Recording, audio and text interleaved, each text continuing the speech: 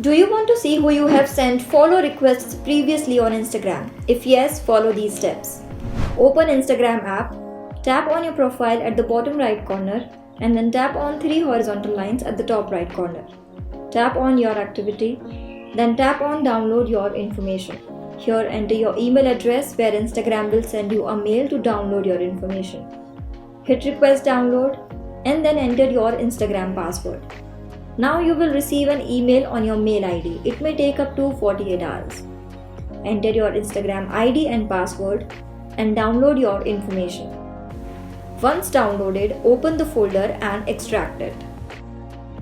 Now navigate to followers and following and then pending follow requests. Here you'll see all the usernames you have sent following requests recently.